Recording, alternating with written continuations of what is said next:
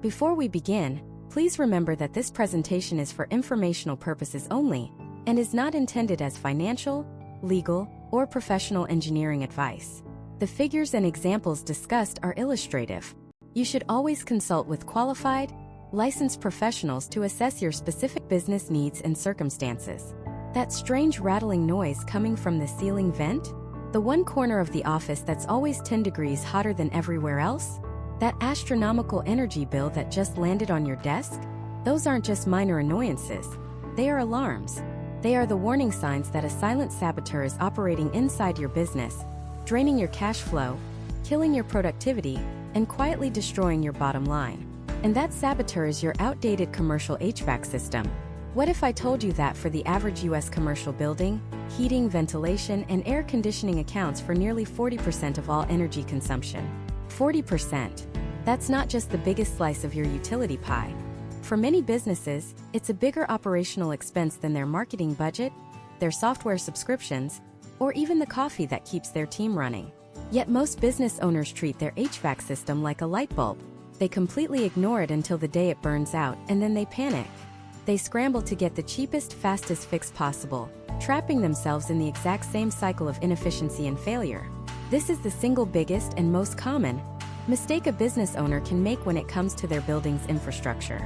Viewing a new HVAC system as a painful, unavoidable expense is a fundamentally flawed mindset. It's like saying a new, more efficient delivery truck is just an expense for a logistics company. It's not. It's an investment in a core business asset that generates returns. And in this video, I'm going to prove it to you.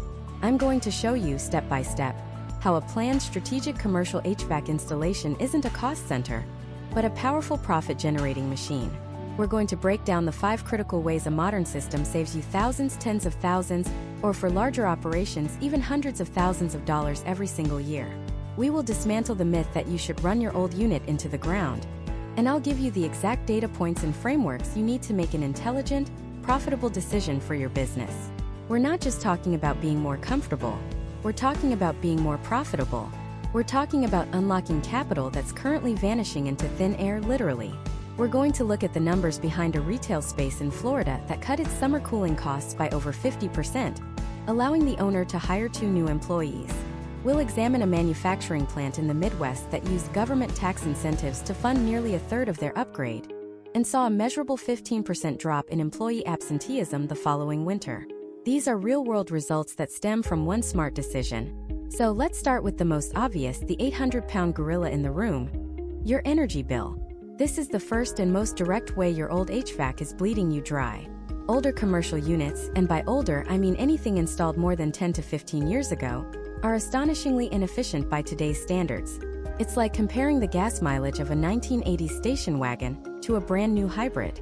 They both get you from point A to point B, but one of them is burning a hole in your wallet every single mile. The efficiency of an air conditioning unit is measured by something called a SEER rating, the Seasonal Energy Efficiency Ratio. Think of it like miles per gallon for your AC. The higher the SEER number, the less energy it uses to cool your space. Back in the early 2000s, a standard commercial unit might have had a SEER rating of 10, maybe 13 if it was high-end. Today, the minimum standard set by the Department of Energy in most parts of the United States is significantly higher, and modern high-efficiency units can have SEER ratings of 21 or more. Now, what does that actually mean in dollars and cents? Let's get practical. For every single point you go up in the SEER rating, you can expect roughly a 7% increase in energy efficiency. So, going from an old clunky SEER 10 unit to a modern SEER 20 unit isn't a 10% improvement. It's not a 50% improvement. It's a 100% improvement in efficiency. You are literally getting double the cooling power for every dollar of electricity you spend. Let's run some numbers. Imagine you own a 15,000 square foot commercial property, maybe an office building or a large retail store, in a place with hot summers like Dallas, Texas. Your aging rooftop units have a SEER rating of 9. You're paying on average around $6,000 a month in electricity during the peak summer months just to keep the building from turning into a sauna. That's over $20,000 just for June, July, and August. Now, you make the strategic decision to upgrade to a new system with a SEER rating of 18. You have effectively cut the energy consumption of your cooling in half. That $6,000 a month bill immediately drops to $3,000. Over those 3 peak months, you've saved $9,000. Over the course of a year, factoring in the less intense shoulder seasons, you could easily be saving $15,000 to $20,000. That's not a hypothetical, pie-in-the-sky number. That is the direct, mathematical result of improved efficiency. What could your business do with an extra $20,000 in free cash flow every single year? That's a new marketing campaign. That's a down payment on a new piece of revenue-generating equipment. That's a significant bonus for your top-performing team member. And that's just from one upgrade. But it gets even better because modern systems aren't just more efficient at their peak. They are smarter. Your old system likely has a single-stage compressor. That means it's either OFF or it's on, running at 100% full blast. There is no in-between. It's like trying to drive your car by either slamming the gas pedal to the floor or taking your foot off completely. It's incredibly inefficient and jerky. Modern systems use variable speed technology. They have compressors and fans that can run at 30%, 55%, 70%, whatever precise speed is needed to maintain the temperature. The system intelligently ramps up and down, sipping energy instead of guzzling it. This not only saves an enormous amount of electricity, but also provides far more stable and comfortable temperatures, eliminating those hot and cold spots that drive your employees crazy. Then you add in modern controls. We're talking about smart thermostats and integrated building management systems that learn your occupancy patterns. They know to ease up on the cooling when everyone leaves for the day. They can pre-cool the building before the peak. Most expensive energy rates kick in. They allow you to create zones, so you're not blasting ice-cold air into an empty conference room while the main office is getting stuffy. This level of granular control was science fiction 20 years ago. Today it's standard, and it's a primary driver of the massive cost savings we're talking about. The savings aren't just from a better engine. They're from having a genius computer at the wheel, constantly optimizing performance. So when you look at that massive utility bill, don't just see it as a cost of doing business. See it for what it is, a hidden tax you are paying for inefficiency. It's a subscription fee to yesterday's technology. Every single month you put off an upgrade, you are actively choosing to overpay your utility company. You are setting piles of your hard-earned money on fire. The direct, immediate, and dramatic reduction in your energy bill is the first, and for many, the most compelling reason to make the switch. It's the foundation upon which all the other financial benefits are built. But as dramatic as these energy savings are, they are often just the tip of the iceberg. The second way your old HVAC system is secretly costing you a fortune is far more sudden, far more stressful, and can cripple your business's cash flow in the blink of an eye. It's the financial ambush that's waiting for every business owner who thinks they can outrun Father Time. And that ambush has a name. Let's call him Frank. Frank owns a bustling diner in a mid-sized American city. You know the type. Chrome stools, checkered floors, the best darn pancakes in a 50-mile radius. For years, Frank's business has been his pride and joy. And for years, the HVAC unit on his roof has been a noisy, but seemingly loyal old friend. It rattled a bit in the winter and groaned during the summer heat waves, but it always kicked on. Frank's mantra was simple. If it ain't broke, don't fix it. He'd patch it up here and there. A little refrigerant top-off, a new fan belt. He figured he was being smart, frugal, saving money by squeezing every last drop of life out of that old metal box. He was wrong. Dead wrong. The ambush came on a Tuesday. The hottest Tuesday in July, the kind of day where the asphalt in the parking lot gets soft and sticky. The lunch rush was in full swing. Every booth was full. The grill was sizzling. And the waitstaff were weaving through the crowd with plates piled high. And then it happened. A loud clank from the ceiling, a shudder that vibrated through the floor, and then silence. The comforting hum of the air conditioner was gone, replaced by an unnerving quiet. Within 10 minutes, the diner started to feel like a greenhouse. The air grew thick and heavy. Customers started fanning themselves with menus. The cooks in the back, standing over a 500-degree flat top, were drenched in sweat. The ice in the soda machine was melting faster than they could fill it. Frank made the call. The emergency HVAC tech, the one who charges double for a same-day call, said he'd be there in an hour. An hour turned into 2. By the time the tech, a young guy named Kevin, climbed onto the roof, Frank's diner was in chaos. Customers were leaving, complaining about the heat. The waitstaff were on the verge of heat stroke. Frank had to make a call he never wanted to make. He shut the kitchen down. He started apologizing to a line of hungry, frustrated people, telling them he had to close for the day. He was losing hundreds, maybe thousands of dollars with every passing minute. Kevin came down from the roof, his face grim. "It's the compressor, Frank. It's completely seized." He said it like a doctor delivering a terminal diagnosis. "It's a goner. And on a unit this old, we can't even get the part anymore. It's been discontinued for a decade." The financial ambush wasn't just a repair bill. It was a death sentence for his old system. And the cost of a brand new commercial unit, installed on an emergency basis, in the middle of a heat wave? The quote made Frank's stomach drop. We're talking tens of thousands of dollars.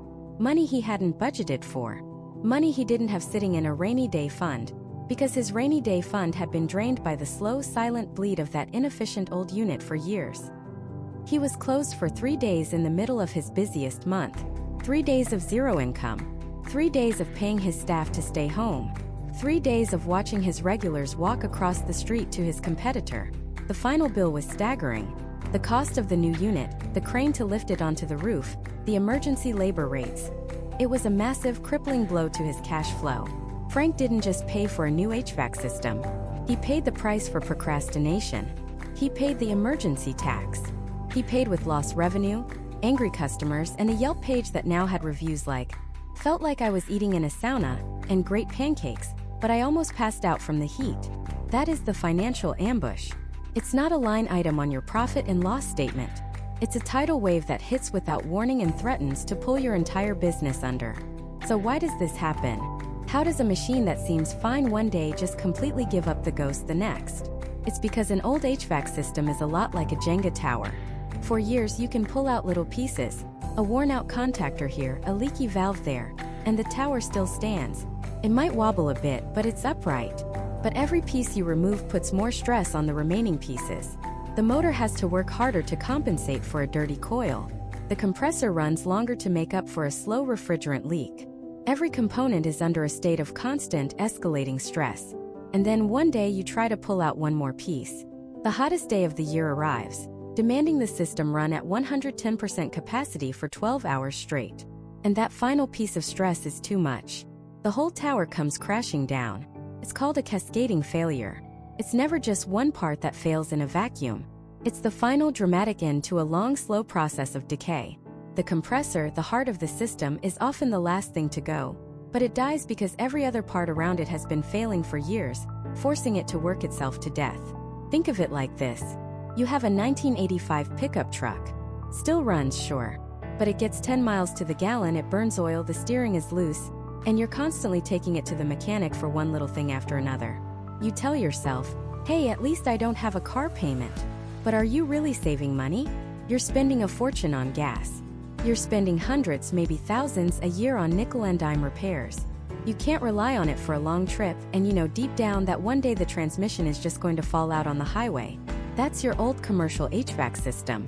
It's that old pickup truck sitting on the roof of your business. You think you're saving money because you don't have a new unit payment, but you're getting killed by the hidden costs. The catastrophic failure is the transmission falling out. But the real damage, the real financial drain, has been happening silently every single day for years. The emergency replacement cost that blindsided Frank is just the most obvious part of the ambush. The true cost is far deeper. First, there's the lost revenue. For Frank, it was 3 days. For a hotel, a system failure in a wing could mean dozens of unbookable rooms for a week. For an office building, it could mean sending hundreds of employees home, grinding productivity to a halt. Calculate your daily revenue.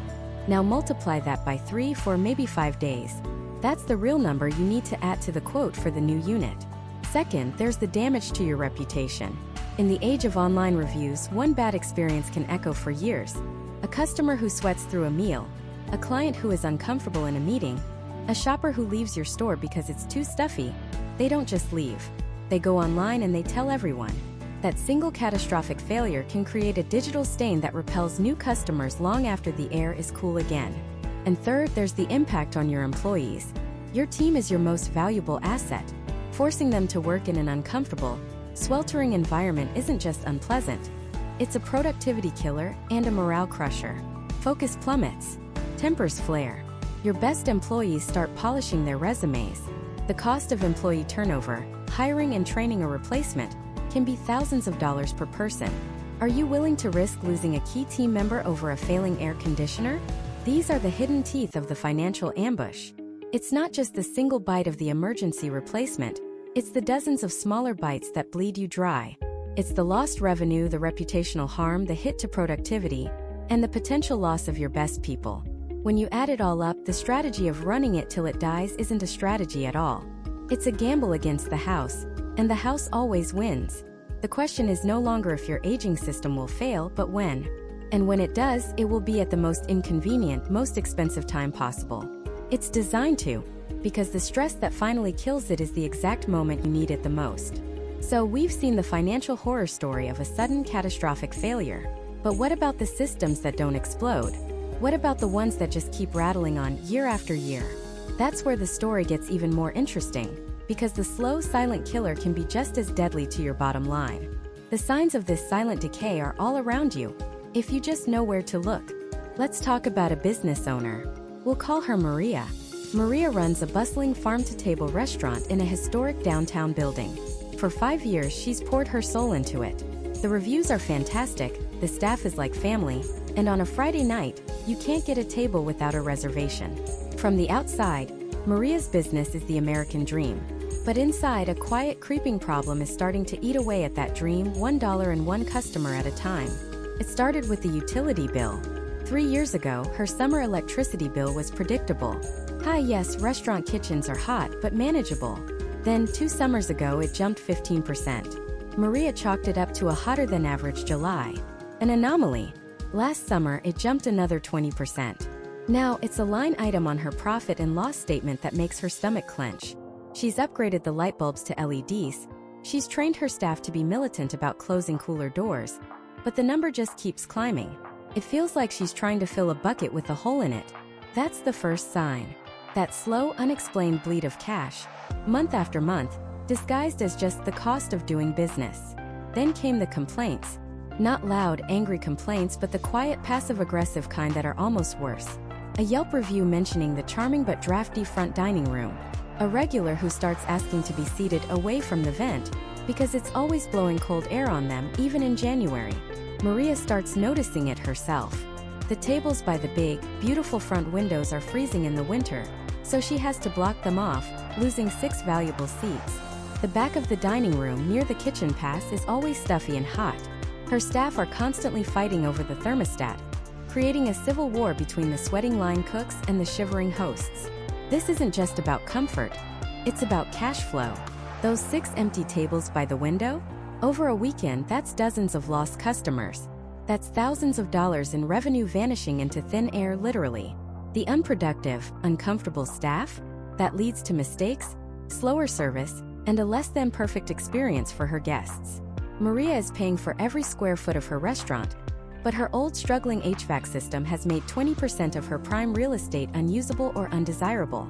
That's the second sign. The creation of microclimates and dead zones in your own building, forcing you to operate your business around the whims of your failing equipment. Next, the smells and sounds. The building developed a personality, and not a good one. There's a low hum that never ever stops. It's a background noise you get used to until a customer asks, "What's that buzzing sound?" And you suddenly hear it with fresh ears. It's loud. It's annoying. Then there's the big rooftop unit that shakes the whole building when it kicks on, rattling the light fixtures and making new employees jump. On damp spring days, a musty old basement smell wafts from the vents for the first 10 minutes the system is on. Maria buys expensive air fresheners to mask it, another small, recurring cost that adds to the death by 1,000 cuts. She's treating the symptom, not the disease. Think about what that does to a customer's perception. They're coming to her restaurant for a premium dining experience. They're paying for fresh, beautifully prepared food. But the first thing they experience is a musty smell and a distracting industrial hum.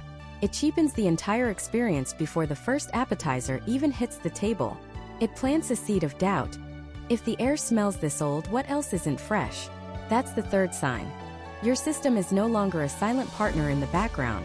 It's an active, noisy, and smelly participant in your customer's experience, and it's not leaving a good impression. And the final, most insidious sign is the one Maria didn't see until her head chef, David, sat down in her office. David was her rock, with her since day one. He told her he was putting in his 2 weeks' notice. When Maria asked why, he was blunt. I'm exhausted, Maria. The air in the kitchen is thick. My allergies are going crazy in this building, and 2 of my guys have been out sick all week. We're sweating through our shifts in August, and then freezing in February. It's just a draining place to work. Suddenly it all clicked for Maria. The increase in sick days, the constant low-level grumbling from the staff, the fine layer of dust that seemed to settle on everything just hours after cleaning. Her old HVAC system wasn't just circulating air. It was circulating dust, allergens, and who knows what else. It wasn't filtering properly. It wasn't dehumidifying properly. It was creating an unhealthy work environment. And now it was costing her the most valuable asset she had, a key employee. The cost to hire and train a new head chef would be astronomical, not to mention the potential dip in food quality and consistency during the transition. These aren't isolated incidents. They are all symptoms of the same core disease.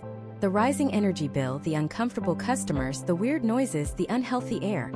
It's all the same dying animal. It's her commercial HVAC system, slowly and methodically breaking down, and taking her profits and her peace of mind with it.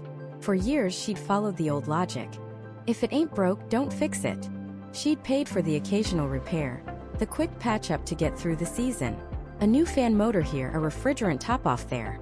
Each time she'd write a check for a few $100 or $1,000 and think she'd solved the problem, relieved she didn't have to replace the whole thing. But she wasn't solving the problem. She was feeding the beast. She was paying a breakdown tax. She was throwing good money after bad, prolonging the inevitable while the system's inefficiencies secretly cost her 10 times the repair price in wasted energy, lost customers, and employee turnover. The breaking point came on the hottest Saturday in July. The restaurant was packed. A 45-minute wait for a table. The kitchen was already a pressure cooker, and then it happened. The air stopped moving. The overworked, ancient rooftop unit finally gave up. A deathly silence fell over the building, quickly replaced by the escalating hum of panicked conversation and the clatter of silverware as people stopped eating. Within 10 minutes, the dining room was an oven. Customers were fanning themselves with menus. The staff was drenched in sweat. Maria had to make a horrifying choice. She went from table to table, apologizing, comping every single meal, and closing the restaurant for the night. She lost the entire night's revenue, thousands of dollars. The cost of the emergency HVAC technician who came out on a Saturday night was triple the normal rate. And the worst part? He told her it was just a temporary fix. The compressor was on its last legs. The whole unit was shot. He could try to get it running again, but it could die again tomorrow or next week. He couldn't make any promises.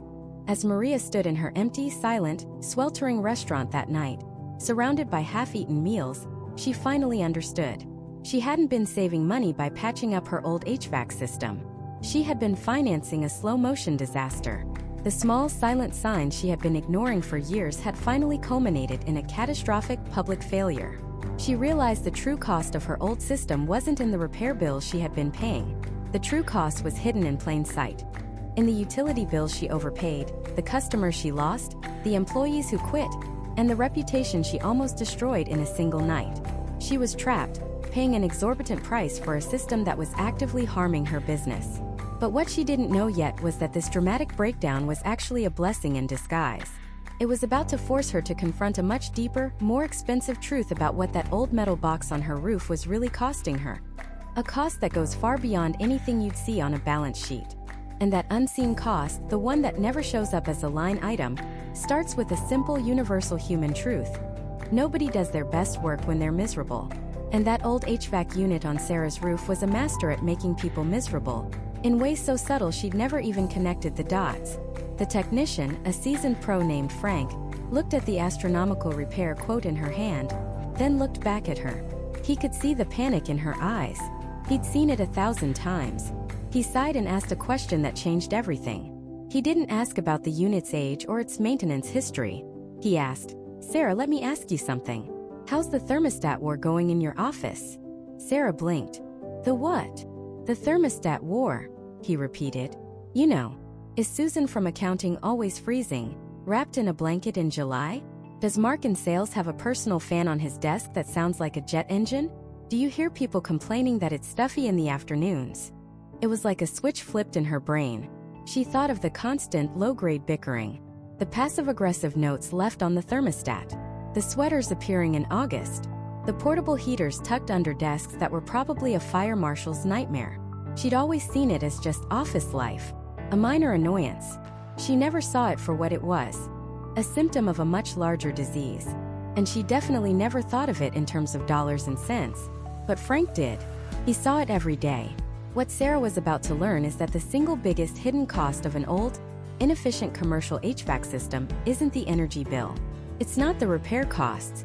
It's the catastrophic impact it has on your people, your team, the engine of your entire business. Think about it in your own business for a second. The most expensive asset you have isn't your building or your inventory. It's your payroll. The salaries you pay your team are almost certainly your number one expense. Now, what if I told you that a piece of equipment on your roof was actively sabotaging that investment, making your most valuable asset perform at 70 or 80% of its capacity? You'd be furious. You'd fix it immediately. Well, that's exactly what's happening. Let's start with pure, raw productivity. A landmark study from Cornell University put this to the test. They found that when office temperatures were a chilly 68 degrees Fahrenheit, employees made 44% more errors and were less than half as productive as when the temperature was a comfortable 77 degrees. Let me say that again. 44% more errors. That's not a rounding error. That's a disaster. Imagine your bookkeeper making 44% more errors processing invoices. Imagine your customer service team being 44% less efficient at solving problems. Imagine your sales team making 44% more mistakes on quotes. What is the dollar value of that? It's staggering. It's thousands, tens of thousands, maybe even hundreds of thousands of dollars a year depending on the size of your team. And it all stems from people being physically uncomfortable. When your body is cold, it expends energy just to stay warm. That's energy that isn't going to creative problem solving, to deep focus, or to attentive customer service. When it's too hot and stuffy, our brains literally slow down. We become sluggish, irritable, and our decision-making plummets.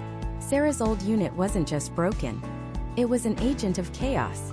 It couldn't maintain a consistent temperature to save its life. The front of the office near the windows would be an icebox in the morning, while the conference room in the back would be a sauna by 2 p.m. Her team wasn't just fighting over the thermostat. They were fighting a losing battle for basic physical comfort, and her business was paying the price for every single minute of that struggle. But the productivity drain is only the beginning. The second hidden cost is even more insidious. Your employees' health. That old metal box on the roof isn't just circulating air. An old, poorly maintained system is the perfect breeding ground for mold, mildew, bacteria, and dust mites. The drain pans collect stagnant water. The filters get clogged with years of filth. The ductwork becomes a dark, damp highway for allergens. And then the system dutifully pumps all of that invisible junk directly into the air your team breathes, 8 hours a day, 5 days a week. Suddenly, the chronic spike in allergy season callouts at Sarah's business didn't seem like a coincidence. The constant coughing, the sneezing, the complaints of headaches and fatigue, she'd always chalked it up to people just getting sick. She never considered that her building was making them sick. This is a clinically recognized phenomenon called sick building syndrome. It's real and it's costly. Let's do some quick, conservative math. The average US employee takes about 7 sick days per year. Let's say you have 15 employees, with an average loaded salary of $60,000 a year. That's about $230 per day per employee. If your sick building is responsible for just 2 extra sick days per employee per year, that's 30 extra sick days total. At $230 a pop, you've lost $6,900 in direct payroll costs for people who aren't even there. But the real cost is much higher, because when someone calls out sick, the work doesn't just stop. The burden shifts. Other employees have to pick up the slack, which means they're distracted from their own core responsibilities. Projects get delayed. Deadlines are missed. Customer service suffers. The stress level on the rest of the team goes up, leading to burnout and even more sick days. It's a vicious, expensive cycle, all spun into motion by contaminated air circulating through old, corroded ducts. As Frank was explaining this, Sarah felt a pit in her stomach. She was a good boss. She cared about her people. The idea that her own office was a health hazard, that she was inadvertently making her team sick, was horrifying. But the final hidden cost Frank laid out was the one that hit her right where it hurt the most. Her customers. You can have the best product in the world. You can have the most talented team. But if a customer walks into your place of business and their first thought is, "Wow, it's really stuffy in here," or "Geez, why is it so cold?" you've already lost. Their physical discomfort immediately creates a negative impression that taints their entire experience. Nobody wants to linger in a store that's uncomfortably hot. Nobody wants to have a business meeting in a conference room that feels like a meat locker. Nobody feels confident in a professional service when the office itself smells musty and stale. These are not small things. They are powerful subconscious cues that tell a customer whether or not you care about their experience. An uncomfortable environment screams, "We don't pay attention to the details." Sarah suddenly remembered a handful of online reviews over the years. A 4-star review that said, "Great service, but it was an oven inside." A 3-star review that mentioned it was freezing and drafty. At the time, she dismissed them as one-off complaints from picky people. But now, she saw them as canaries in the coal mine. For every one customer who bothered to write a review, how many dozens just felt uncomfortable, finished their business as quickly as possible, and simply never came back? And worse, how many told their friends about the stuffy, hot little shop? That is a cost that is impossible to calculate, but it is devastating. It's the cost of lost repeat business, the cost of a damaged reputation, the cost of silent churn. It's the ghost haunting your balance sheet. Productivity lost, health compromised, customers repelled. This was the true cost of that 20-year-old HVAC unit. The multi-thousand-dollar repair bill wasn't the problem. It was just the final screaming alarm bell on a system that had been quietly and methodically bleeding her business dry for years. The real question wasn't whether she could afford to fix it. The real question, the one that now kept her awake at night, was how she had afforded to not replace it for so long. She was staring at a choice, but it was no longer just about a simple repair versus a replacement. It was about stopping the internal bleeding or letting her business slowly fade away. The numbers on the page weren't just a cost, they were a verdict. And Maria finally understood. The real expense, the one that had been silently draining her bank account month after month, year after year, wasn't the potential $20,000 replacement. It was the 15-year-old metal box on her roof. She had been paying for a new HVAC system this entire time in 1,000 different ways. She was just paying for it without ever getting one. This is the single most critical mindset shift a business owner can make. It's the moment you stop seeing a new commercial HVAC system as a catastrophic, business-ending expense, and start seeing it for what it truly is. One of the most powerful revenue-generating investments you can make. It's not about spending money. It's about reallocating money you are already losing and redirecting it toward growth, stability, and profit. To understand this, we need to break down the return on investment, the ROI of a new system. It's not a simple calculation. It's built on 3 distinct pillars, and the first pillar is the one everyone thinks of, but almost always underestimates. Drastic energy savings. Maria called David, the technician, the next morning. Not to schedule another repair, but to ask for a consultation. She told him she was finally ready to look at the numbers for a replacement. When he came by, he didn't just hand her a brochure. He pulled up her energy bills from the last 2 years. He pointed to the summer months where the kilowatt hours spiked into the stratosphere. He said, "Maria, your current unit has a SEER rating of probably around a 9 if we're being generous. That's its energy efficiency score. It's like driving a classic car from the 70s. It looks fine, but it gets maybe 10 miles to the gallon." He then showed her the specs for a modern high-efficiency unit. "This one," he said, pointing to a number, "has a SEER 2 rating of 21. The standards have changed, but to put it simply, this unit is over twice as efficient as what you have on the roof right now. It uses less than half the electricity to produce the same amount of cooling. Think about that. It's not a 10 or 15% improvement. It's a 50+% reduction in cooling costs." For Maria, whose summer electricity bills were routinely hitting $4,000 a month, a 50% cut wasn't just savings. It was a game changer. It was over $2,000 a month for 4 to 5 months a year. That's $10,000 right there. Suddenly, the $20,000 price tag for the unit didn't seem so insurmountable. It had a payback period. The new machine would literally start paying for itself the moment it was turned on. Continuing to run an old, inefficient HVAC unit is like having a boat with a massive hole in the bottom. You can keep bailing water, you can keep patching it, you can keep complaining about how much work it is to stay afloat. Or you can fix the hole. The money Maria was pouring into the electric company every month was the water rushing in. A new system wasn't the expense, it was the permanent fix. But this is just the first pillar. It's the most obvious one. The second pillar is where the real catastrophic losses hide. It's the hidden killer, the true cost of downtime. When her system died that Tuesday, Maria calculated her losses. She lost a day of sales, maybe $2,000. She had to throw out a few $100s worth of dough and dairy. That was it, right? Wrong. That wasn't even close to the real cost. The real cost is a cascading failure that infects every part of your business. Let's actually do the math. The $2,000 in lost sales was the obvious part. But what about the $50 she spent on Facebook ads that day, driving customers to a closed store? What about the labor costs for the 2 employees she had to send home after they'd already worked for an hour? What about the spoiled ingredients? That wasn't just a few $100s. It was the cost of the ingredients plus the labor that went into preparing them, plus the lost potential profit from selling the final product. The real cost of that spoiled dough was closer to $1,000. And then comes the damage you can't see on a spreadsheet. The damage that kills businesses slowly. The 2 negative Google reviews that were posted that afternoon. Drove 20 minutes to find them closed with a sign on the door. Waste of time.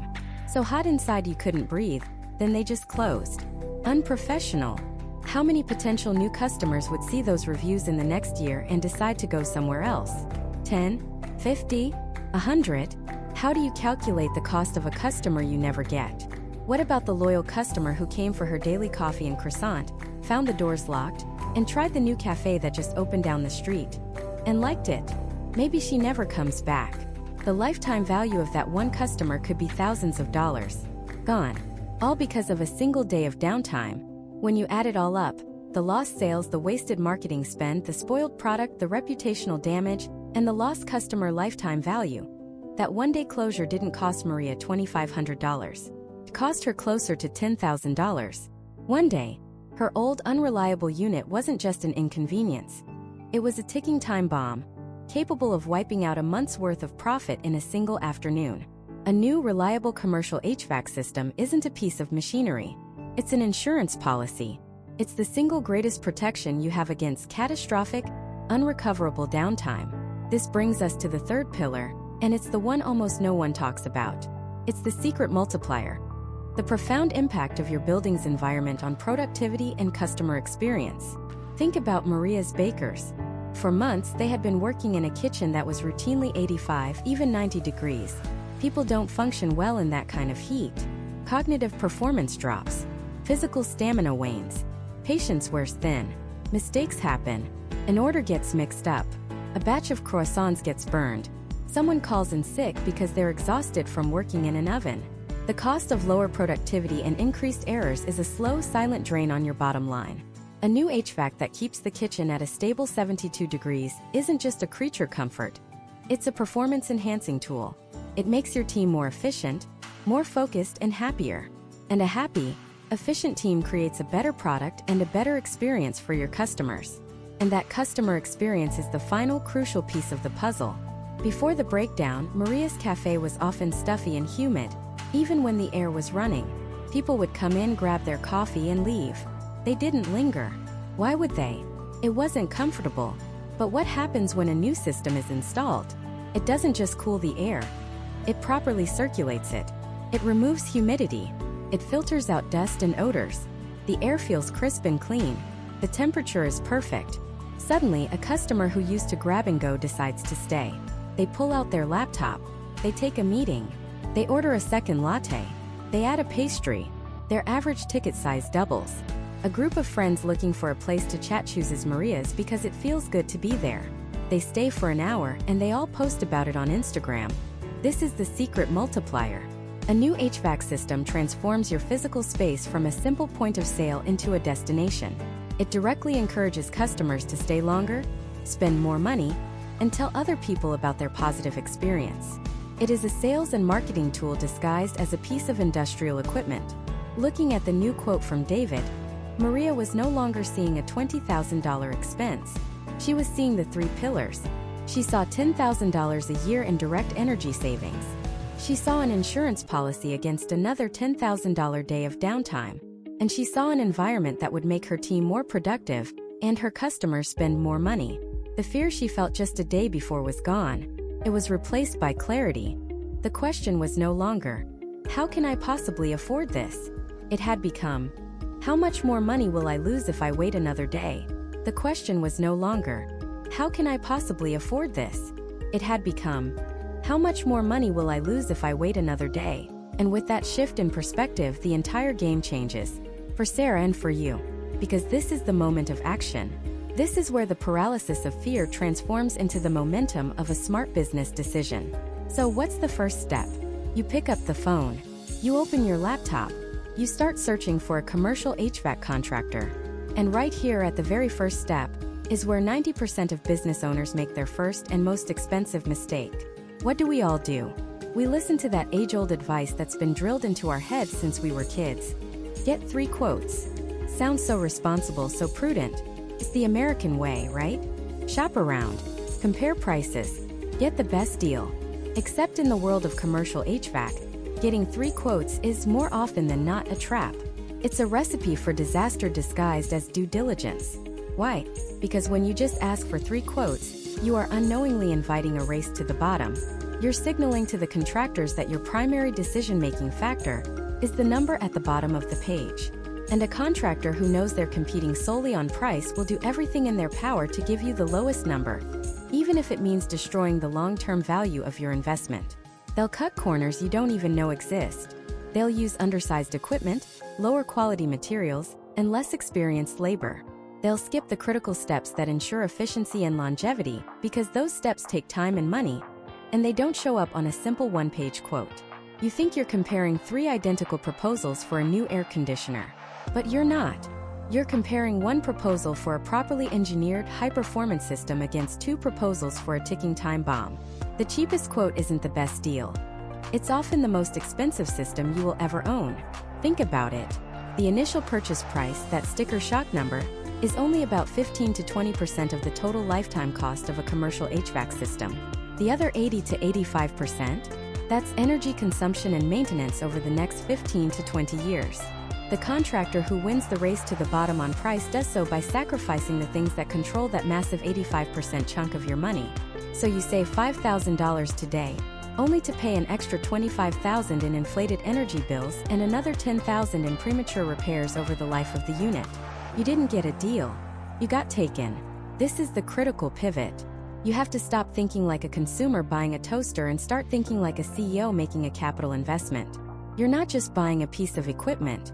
You are investing in the core infrastructure that dictates your energy costs, your employee productivity, and your customer experience for the next 2 decades. So, if the 3-quote method is a trap, what's the right way? You need to find a high-value partner, not a low-price vendor. And a true partner builds their proposal on 3 non-negotiable pillars.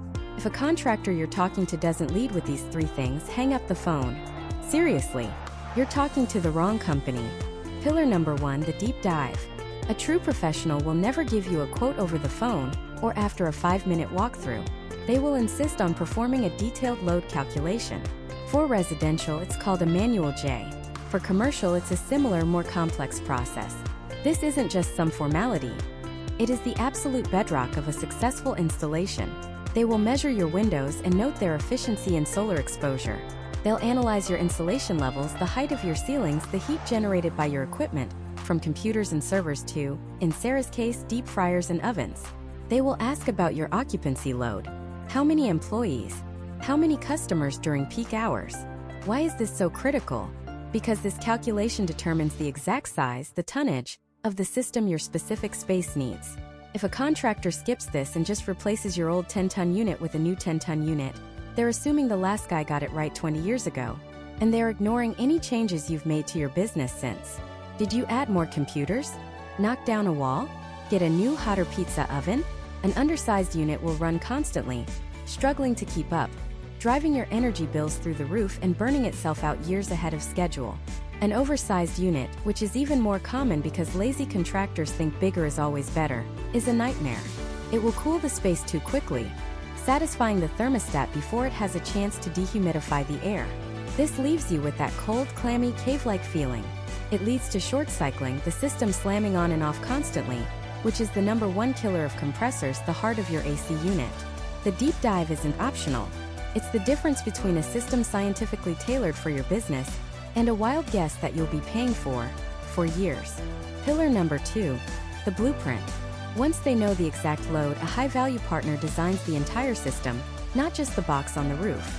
This is the blueprint for performance. They look at your ductwork. Is it properly sized? Is it sealed? Leaky ducts in a commercial building can lose up to 30% of the conditioned air into the ceiling or walls. That's like paying to fill your gas tank and having a third of it pour out onto the pavement before you even leave the station. They'll talk to you about zoning. Does it make sense to cool your empty conference room to 68 degrees all day? Just like your main office space? Zoning allows you to control different areas independently, drastically cutting waste. They'll discuss ventilation and fresh air intake, which is critical for employee health and avoiding that stuffy, stagnant office air that kills afternoon productivity. They'll design the controls, the thermostat, the brain of the system, to match how your business actually operates. A cheap quote ignores all of this. It just focuses on connecting the new box to the old, flawed system. It's like putting a brand new high-performance race car engine into a 20-year-old rust bucket with 4 flat tires and a crooked axle. The engine might be great, but the car is going nowhere fast. Pillar number 3, the execution. This is where the craftsmanship comes in, and it's the easiest place for a cheap contractor to hide their shortcuts. The best equipment in the world with the most brilliant system design will fail miserably if it's installed by an amateur. A true professional team is obsessed with the details of the installation. They'll talk about things like properly brazing the copper refrigerant lines with a nitrogen purge to prevent internal contamination that can destroy a compressor. They'll talk about pulling a deep vacuum on the system to remove all moisture and non-condensables, a step that amateurs often rush, but which is absolutely essential for efficiency and system lifespan. They will properly commission the system upon startup, meaning they'll test and tweak every component, measuring airflow, refrigerant charge, and electrical draw to ensure it's operating exactly to the manufacturer's specifications. This is what ensures you actually get the efficiency you paid for. This is what protects your warranty. This is the difference between a team of highly trained, certified technicians and a couple of guys in a truck who are just there to swap a box and collect a check. Armed with this knowledge, Sarah's approach completely changed.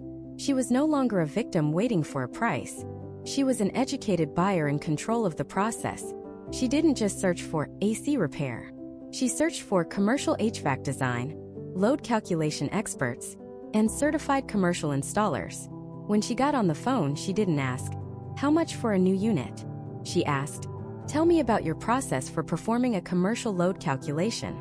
Do you do a full system commissioning after installation?" Some contractors were taken aback. Some tried to brush off the questions. Those were the easy ones to cross off her list. But a few lit up. Their voices changed. They recognized they were speaking with a serious business owner who understood value.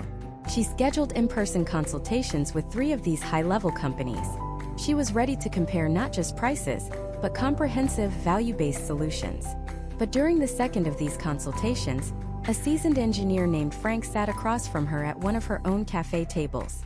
After reviewing his detailed measurements and calculations, he looked at her and said something she never, ever expected to hear. He pointed towards the ceiling and said, "Sarah, the problem isn't just your air conditioner. And your biggest opportunity for savings isn't where you think it is." He then revealed a hidden flaw in her building, a massive energy vampire that was costing her thousands every year, something every other contractor had missed. And the solution he proposed would not only fix her immediate problem, but would also unlock a stream of government rebates and tax credits that could pay for a huge portion of the entire project. The contractor, a man named Dave, spread a set of blueprints across Sarah's desk. But he wasn't just looking at the HVAC layout. He was looking at the building as a whole system. He pointed to the massive single-pane windows on the south-facing side of the building. He pointed to the lack of insulation in the attic space, visible on the thermal imaging report he'd brought with him. And he pointed to the single, massive 20-year-old rooftop unit, trying to condition a building that had been subdivided and reconfigured 3 times since it was installed. The other contractor saw a broken air conditioner. Dave saw a broken building. He explained that her massive, inefficient unit was fighting a losing battle against a building that was hemorrhaging energy. It was like trying to fill a bucket with a fire hose when the bucket is riddled with holes. You're just wasting water, or in this case, electricity. The solution wasn't just a like-for-like replacement. That would be like putting a brand new engine in a car with 4 flat tires. The solution was a complete rethinking of how her building used energy. And this, he explained, was the key. This was the secret that unlocked the treasure chest of government money. The federal government, state governments, and even local utility companies are not in the business of just giving you money for a new air conditioner.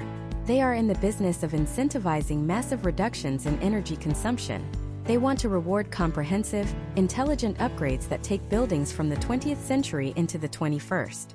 And Dave knew exactly how to package the project to meet every single one of their criteria. He started with the big one, the Inflation Reduction Act, or IRA. Most people hear about it in the context of electric vehicles or solar panels for their homes, but hidden within its hundreds of pages are some of the most powerful tax incentives for commercial buildings ever created. Specifically, he talked about the Section 179D tax deduction. This isn't some tiny credit. It's a massive deduction for energy-efficient commercial building property. The rules had recently been updated, making it more accessible and more valuable than ever. To qualify, a project has to demonstrate a significant percentage reduction in total annual energy and power costs compared to a baseline standard. A simple rooftop unit swap wouldn't even come close. But a systemic upgrade? That was the golden ticket. Dave had already run the preliminary energy models. His proposed system, combined with some targeted insulation upgrades, would slash her building's energy use by over 40%, easily clearing the threshold needed to claim the maximum deduction. For a project of this size, that deduction could translate into a tax savings of tens of thousands of dollars in a single year. Money that went directly back to her bottom line. But he was just getting started. He pulled up the website for their state's energy department. It turned out their state had a specific commercial and industrial efficiency program, offering cash rebates for businesses that installed high-efficiency heating and cooling technologies. The star of this program was a technology called a variable refrigerant flow, or VRF system. Dave explained that instead of one giant, all-or-nothing unit on the roof, a VRF system uses a modular outdoor unit connected to multiple smaller indoor units. Each indoor unit can be controlled independently. This meant the accounting office, which was always freezing, could have heat, while the server room, which was always overheating, could have cooling at the same time from the same system. Even better, the system could actually capture the waste heat being removed from the server room and transfer it to the accounting office, essentially providing free heating. This level of efficiency was exactly what the state program was designed to encourage. The rebate was calculated per ton of cooling capacity installed. For Sarah's building, this single rebate was worth another $15,000. Cash. A check mailed directly to her business. Then came the final layer, the utility company. Dave had already been on the phone with a commercial rep from her electric provider. Utility companies hate peak demand. Those hot summer afternoons when every air conditioner in the city is running full blast, straining the grid to its breaking point. They are willing to pay a premium to businesses that can help reduce that strain. The VRF system he was proposing, with its variable speed compressors, didn't have the massive grid-jolting power surge of her old unit turning on. It ramped up smoothly and used only the precise amount of energy needed. Furthermore, he proposed integrating an energy recovery ventilator, or ERV. This device would continuously bring in fresh, filtered outside air, dramatically improving air quality. But it would use the stale, outgoing air to preheat or pre-cool the incoming air. This meant the main system didn't have to work nearly as hard. The combination of the VRF and the ERV would slash her building's peak summer electricity demand by more than half. The utility company's incentive for this verifiable peak load reduction? Another $10,000. Sarah was staring at the numbers, almost in disbelief. The federal tax deduction, the state rebate, the utility incentive, it all added up to nearly $50,000. This wasn't a discount. This was a direct reduction of the project's cost, funded by programs she never even knew existed. The intimidating, six-figure quote she had been dreading was suddenly cut by almost half before they had even begun. She went from feeling trapped, facing an impossible expense, to feeling empowered. She was no longer just fixing a broken machine. She was making a strategic investment in her business, and the government was going to help her pay for it. The plan was brilliant in its synergy. The VRF system provided unparalleled comfort and control, eliminating the hot and cold spots that had plagued her employees for years. The independent zoning meant she wasn't paying to cool empty conference rooms on the weekend, or heat the entire office overnight. The ERV would solve the stuffy air problem, reducing employee sick days and boosting productivity, all while recycling energy that was previously just being thrown away. and the whole thing would be tied together with a smart building control system, accessible from her phone, that would learn the building's occupancy patterns and optimize itself for maximum savings. But the most beautiful part was the long-term financial picture Dave painted. He pulled out her old utility bills, averaging around $4,000 a month during the summer.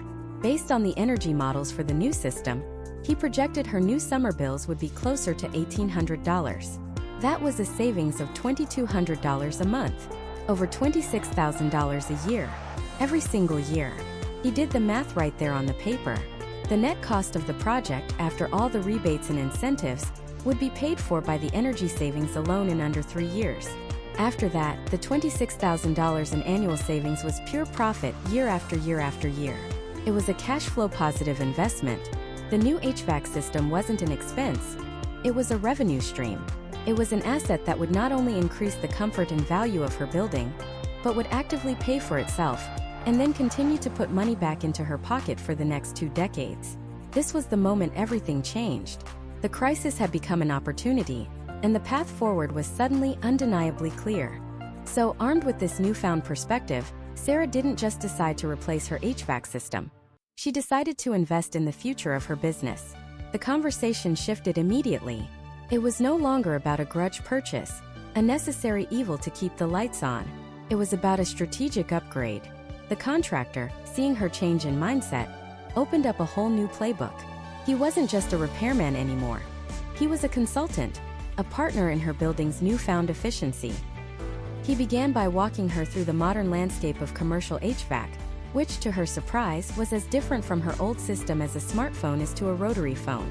He explained that the old way of thinking was one size fits all, a giant, clunky unit on the roof that blasted cold air everywhere, whether the corner office was empty or the conference room was packed.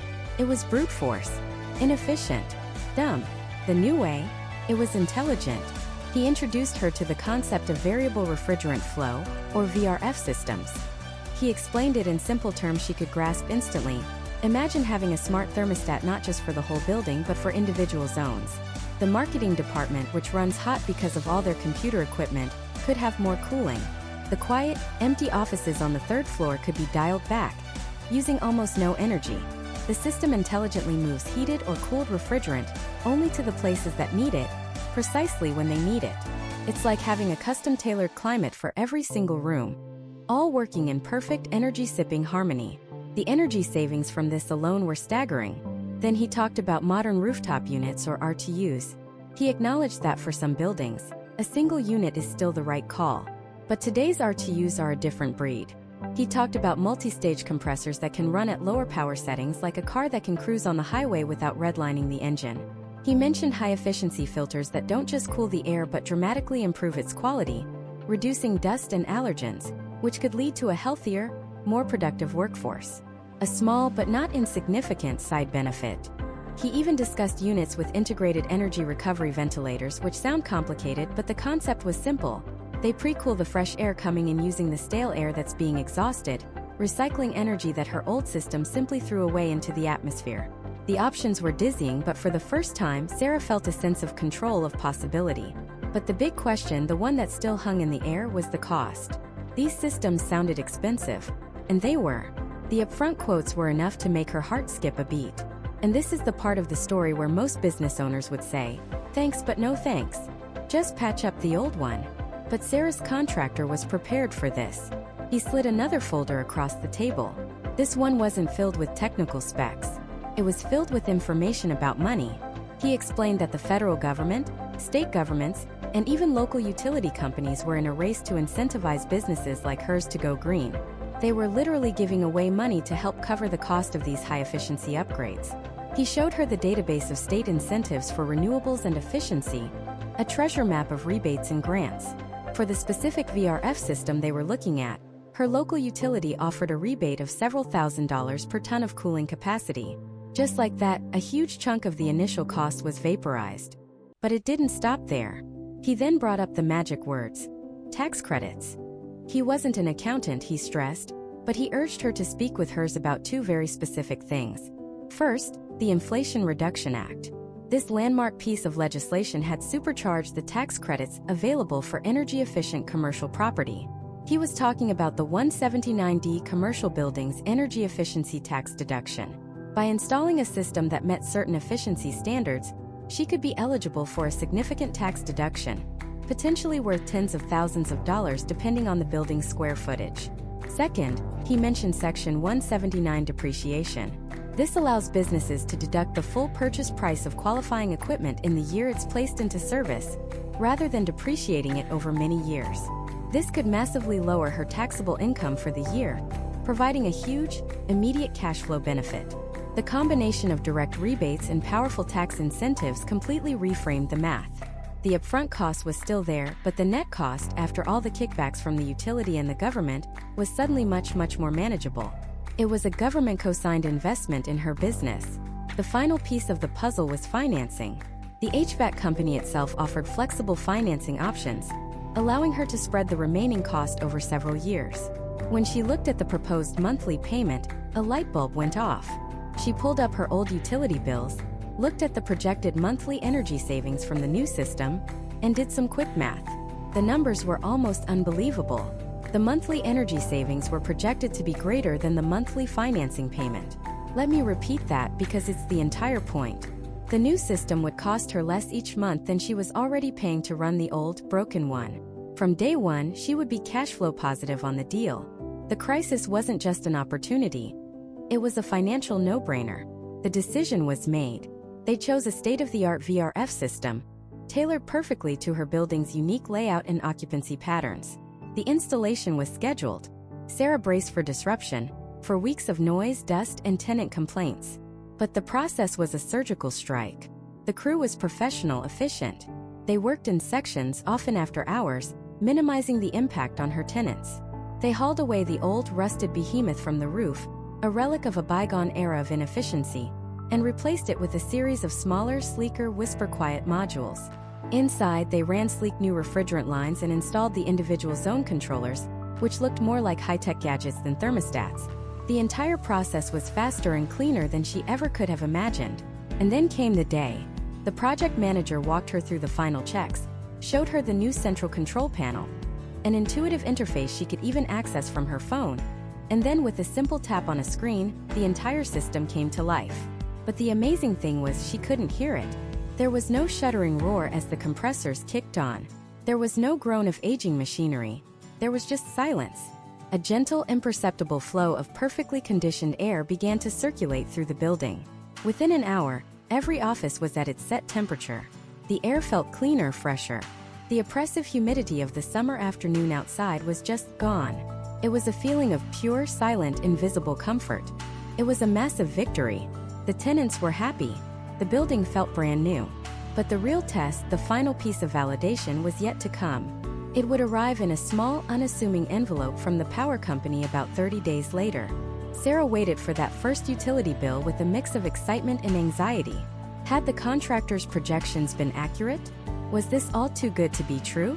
She remembered the feeling of tearing open that envelope, her eyes scanning past the account details, searching for that one, all-important number at the bottom of the page. And when she saw it, she had to sit down. She read it again and then a third time just to be sure her eyes weren't deceiving her. The number wasn't just lower. It was an entirely different class of number. It was the kind of number you see on a bill for a small apartment, not a 5,000 square foot commercial space with soaring ceilings and a wall of sun-facing windows in the middle of a brutal July heatwave. Her average summer utility bill for the past 3 years had hovered around $12,000. A painful but expected cost of doing business. The bill in her hand, the first full month bill since the new HVAC system had been installed, was for $7,184, a $5,200 drop. In 1 month, she did the math in her head, her heart starting to pound. That wasn't a small reduction. That was a 40% cut. 40%. Felt impossible. Typo. A mistake in the meter reading. But as she scanned the detailed usage charts on the second page, the kilowatt hours used, the peak demand charges, it was all there in black and white. The new system was simply sipping energy where the old one had been guzzling it. The constant, grinding hum that had been the soundtrack to her summers was gone, replaced by a quiet, efficient whisper. The hot and cold spots that plagued the dining room had vanished. The frantic calls for emergency repairs, the buckets catching drips from the ceiling, The anxiety of wondering if this was the summer the whole ancient system would finally die for good. All of it gone. And in its place was a $5,000 a month cash injection directly back into her business. That wasn't just savings. That was a new full-time employee. It was a down payment on a second location. It was the freedom to breathe. So what happened here? What was the secret sauce that allowed Sarah's business to suddenly and dramatically slash its single biggest operational expense outside of payroll? It wasn't a fluke and it wasn't magic.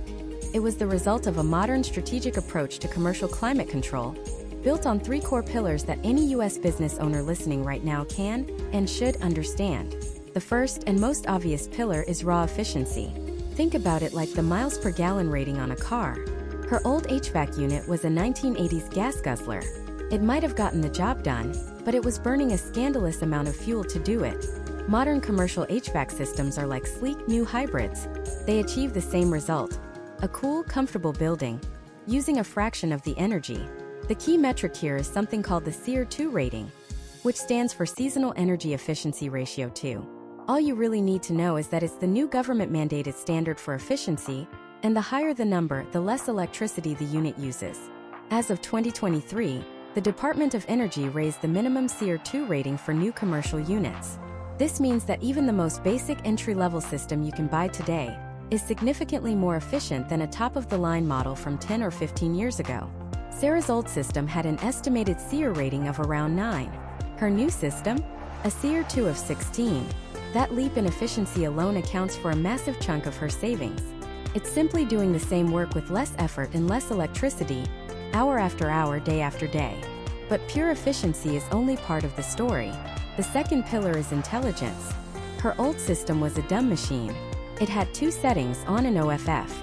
It was a sledgehammer approach to cooling, blasting frigid air everywhere until a single poorly placed thermostat was satisfied, regardless of whether people were in the room or not. The new system is a brain. It's equipped with smart thermostats, occupancy sensors, and most importantly, a technology called zoning. Zoning is a game changer for businesses like Sarah's. It divides the building into distinct areas or zones: the kitchen, the main dining room, the private event space, the offices, and allows for independent temperature control in each one. Think about it. The kitchen, with its massive ovens and grills, generates a tremendous amount of heat. It needs constant, powerful cooling. But the front dining area, especially during a slow Tuesday morning, needs far less. And the private back room that's only used for weekend parties? It doesn't need to be kept at 72 degrees on a Wednesday afternoon. The old system couldn't make that distinction. It cooled every square inch of the building as if it were a blast furnace. The new zone system is smarter. It uses a network of sensors and automated dampers in the ductwork to direct airflow precisely where it's needed, and only when it's needed. It scales back in unoccupied zones, saving a fortune in wasted energy. It's the difference between using a floodlight to read a book and using a targeted, efficient reading lamp. This leads us to the third pillar, and it's arguably the most critical and most often overlooked: the right size and the right installation.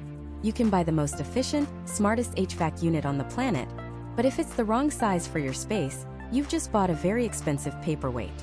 This is the #1 mistake business owners make. They get a quote from a contractor who eyeballs the building and says, "Yeah, you need a 15-ton unit." That's not a calculation, it's a guess. An oversized unit is a disaster. It cools the space too quickly, before it has a chance to properly dehumidify the air, leaving you with that cold, clammy feeling. Then, because it hits the target temperature so fast, it shuts off. A few minutes later, the temperature drifts up, and it violently kicks back on. This constant starting and stopping, known as short cycling, is brutally inefficient and puts immense wear and tear on the compressor, the heart of the system, leading to premature failure. Conversely, an undersized unit is just as bad. It runs constantly 24/7, desperately trying to reach a temperature it can never achieve. Your energy bills will be astronomical, and the unit will burn itself out in a few short years. A professional installation, the kind Sarah invested in, starts with a scientific analysis. The technicians performed what's called a manual J-load calculation. They didn't guess. They measured.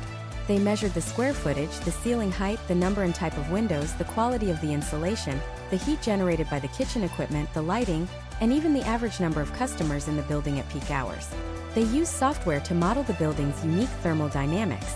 Only after all that data was collected did they recommend a specific size and type of unit.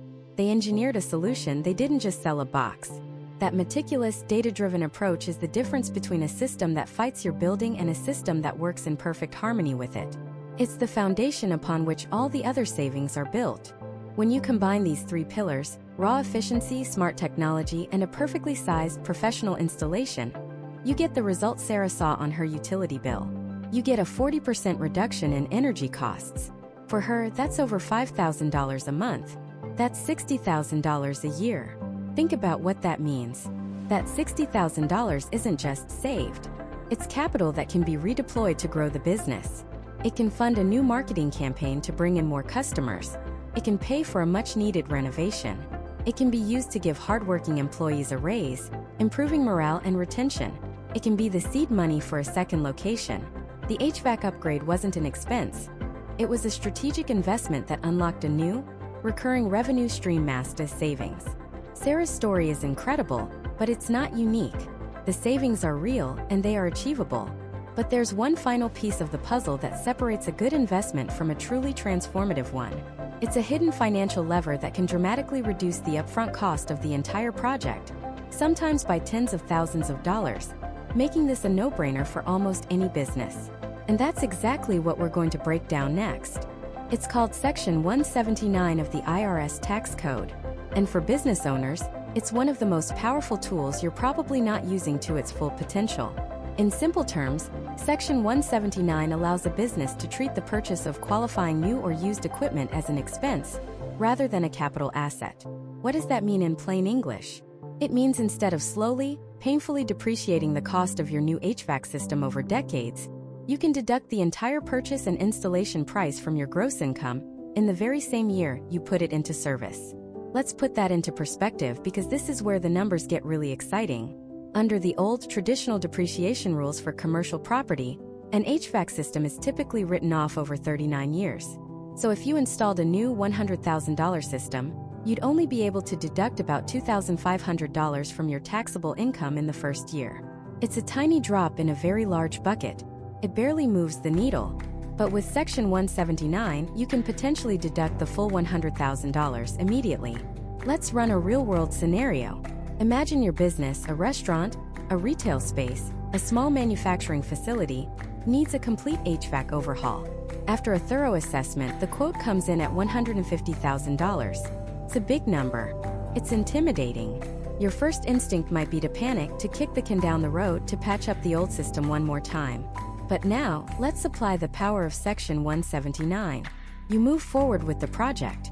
At the end of the year, you tell your accountant to apply the Section 179 deduction. You can now subtract that full $150,000 from your business's taxable income for the year. Assuming your business is in a combined federal and state tax bracket of, say, 35%, what does that deduction actually save you in cold, hard cash? It's simple math. $150,000 multiplied by 35%. That's a tax savings of $52,500. That's not a future saving. That's $52,500 that stays in your bank account right now this year. Suddenly, the true effective cost of that new HVAC system isn't $150,000 anymore. It's $97,500. You've just received a 35% discount on one of the biggest capital expenditures your business will ever make, courtesy of the U.S. tax code. And for most small to medium-sized businesses, this is well within the limits. For 2024, the deduction limit is over $1 million. This isn't some loophole for giant corporations.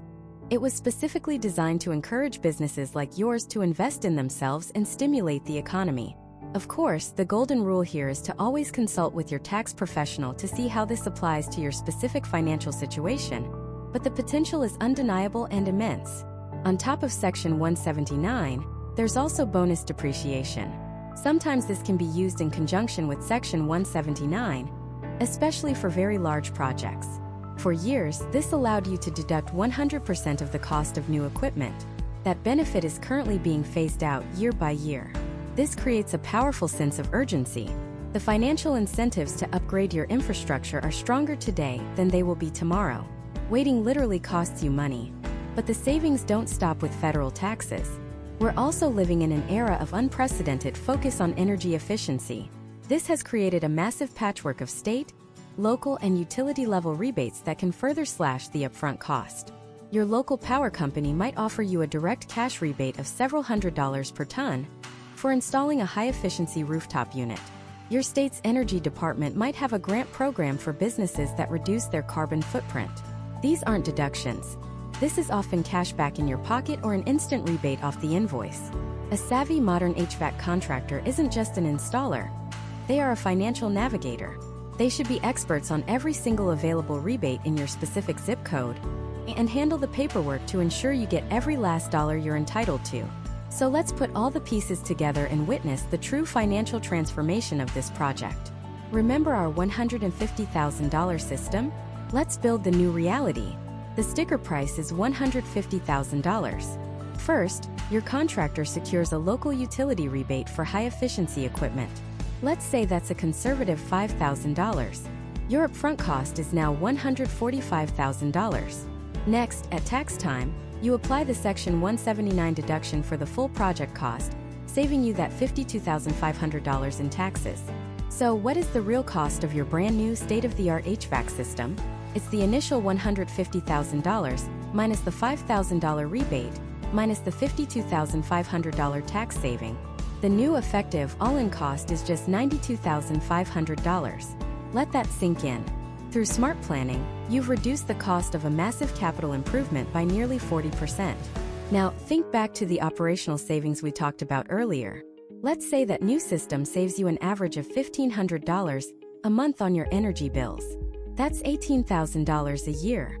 If you were looking at the full $150,000 price tag, your simple return on investment would be over 8 years. It's a good investment, but it takes time. But based on your real cost of $92,500, your new payback period is just over 5 years. The investment just went from good to absolutely phenomenal. After year 5, that $18,000 a year isn't paying back the system anymore. It's pure profit, flowing directly to your bottom line, year after year after year. This is the hidden math that separates savvy business owners from the rest. They don't see a $150,000 expense. They see a $92,500 investment with a 5-year payback and decades of pure profit afterwards. And even this incredible financial picture doesn't capture the full story. The return on investment goes far beyond the numbers on a spreadsheet. Think about the intangible yet priceless benefits. Think about your employees. Study after study has shown that thermal comfort has a direct impact on cognitive function and productivity. An office that's too hot in the summer or too cold in the winter isn't just uncomfortable. It's unprofitable. Workers are distracted, they make more errors, their output drops. A new, properly zoned system that keeps everyone comfortable is a direct investment in the efficiency and output of your most valuable asset, your people. Now think about your customers. Have you ever walked out of a store because it was stiflingly hot? Or rushed through a meal at a restaurant because you were shivering? The comfort of your commercial space is a critical and often overlooked part of the customer experience. A pleasant environment encourages customers to stay longer, browse more, and ultimately, spend more. It improves their perception of your brand and makes them want to come back. You can't put a price tag on that, but it is the very foundation of a successful business. This is about future-proofing your operation. It's about peace of mind. It's knowing that you won't face a catastrophic failure in the middle of a July heat wave, forcing you to shut down for days and lose thousands in revenue. It's about building a more resilient, more professional, and more valuable business. It's an upgrade to your brand image, showing that you're a modern company that invests in quality, sustainability, and the well-being of its team and its clients. So where do you go from here? The path forward is clear. The first step is not to simply get a quote. The first step is to commission a comprehensive energy and comfort audit from a top-tier commercial HVAC professional. This isn't a simple sales call. This is a deep diagnostic of your building's health. They should analyze your current energy usage, identify thermal inefficiencies, and assess the state of your existing equipment. From that audit, they should deliver a strategic plan. This plan will outline specific recommendations, the exact costs, and most importantly, a detailed projection of your savings, energy savings, tax savings, and available rebates. It should be a business proposal that clearly spells out the total effective cost and the projected return on investment. Armed with this data-driven plan, you then take it to your accountant. Together, you can verify the Section 179 implications for your specific tax situation and build this upgrade into your financial strategy for the year. The decision to upgrade your commercial HVAC system is one of the most significant financial choices a business owner can make. But it's a profound misconception to view it as a mere expense. It is not a cost center. It is an investment vehicle. An investment in radical efficiency, an investment in the productivity of your people, an investment in the satisfaction of your customers, and a powerful investment in the long-term profitability and resilience of your entire enterprise. The time to act is now. The savings are waiting. The future of your business will thank you for it.